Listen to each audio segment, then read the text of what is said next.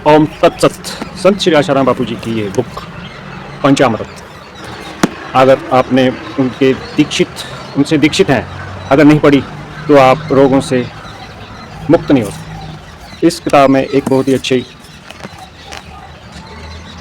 Formula है, उसको अगर हम अपने जीवन में उतारेंगे तो हम रोगों से मुक्त हो सकते हैं। जो आजकल हार्ट फेल हो रहे हैं और छोटी छोटी बीमारियाँ हो रही हैं, बड़ी बड़ी भी हो रही हैं, उन सबको ख़त्म किया जा सकता है। पेज नंबर 363, केवल निधि। केवल निधि में एक कौवे की कथा आती है, काकभुशुंडी जी।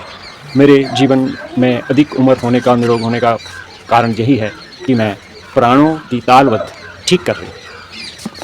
वो जो प्राणायाम बताते हैं, 5 सेकंड सांस लेने को लगाना और 20 सेकंड अंदर रोकना और बाहर निकालने के लिए 10 सेकंड लगाना और बाहर भी 10 सेकंड रोकना। ऐसे ही 5 सेकंड में सांस लेना दूसरे नाक से और 20 सेकंड रोकना और बाहर निकालते 10 सेकंड और 10 सेकंड को बाहर ही रोक के रखना। इसको कहते हैं नाड़ी शोधन प्राणायाम। हर नाड़ी में, हर अंग में, इससे शरीर में ऑक्सीजन आ जाएगी और ऑक्सीजन से सब रोगों की मुक्ति हो सकती है। अगर शरीर में रोग होते हैं तो उसका कारण होता है हमारे शरीर में ऑक्सीजन की कमी। ऑक्सीजन को कैसे भेजना है, इस प्राणायाम से सीखिए और अपने जीवन में उतारिए।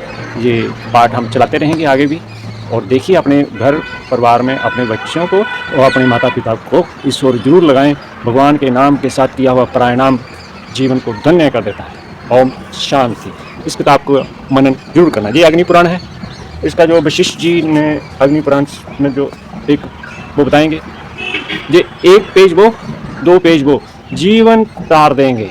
जो कहते हैं हिंदू सनातन के ग्रंथ बहुत हैं, उसका कारण यही है कि हमारा जो क्या है इतिहास बहुत पुराना है, हमारे ग्रंथ अधिक हैं, पर उसमें अगर एक में भी पकड़ हो गई तो हम सभी ग्रंथों का उसका जो सार तत्व है वो समझ सकते हैं। जैसे मुस्लिमों का है कुरान, वो उनका एक ही है, और क्रिश्चियनों का बाइबल, और भी कई होंगे। लेकिन जो धर्म परिवर्तन कर रहे हैं, अगर उनका, मुझे शायद मैंने कुरान और बाइबल पढ़ा तो नहीं है, लेकिन जितना समझ में आया है वो मैंने सुना है, लेकिन वो भी हमारे पुराणों और वेदों का ही सार है।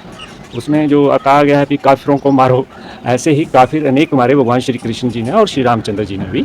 काफिर शब्द का अर्थ कुछ लोग अपनी बुद्धि के अनुसार लगाते हैं, लेकिन जो भाषा के जानकार हैं उनसे अगर पूछा जाए तो जो अत्याचार कर रहे हैं वो उनको काफिर कहा जाता है। जैसे हमारे शरीर में जो पित्ता होता है, पित्ता आजकल पित्तालेस हो रहे हैं लोग सारे, पित्ता जब हमारा पथरी से भरपूर हो जाता है, दर्द होते हैं, तो वो काफिर बन जाता है, उसको बाहर निकाल देते हैं, फिर ठीक हो जाता है। ऐसे ही जो गलत कर रहा हो उसे सही सजा देना ही हर मनुष्य का कर्तव्य है, चाहे वो हिंदू हो, मुस्लिम हो, सिख हो, चाहे ईसाई। लेकिन जो कहते हैं भी हमारे वाले ठीक हैं और दूसरे वाले गलत हैं, उनको भगवान श्री रामचंद्र जी से के साथ साथ श्री कृष्ण जी से शिक्षा लेनी चाहिए। जैसे उन्होंने अपने इस संसार में आकर अब धर्म की स्थापना के लिए अपने बच्चों को ही मार दिया।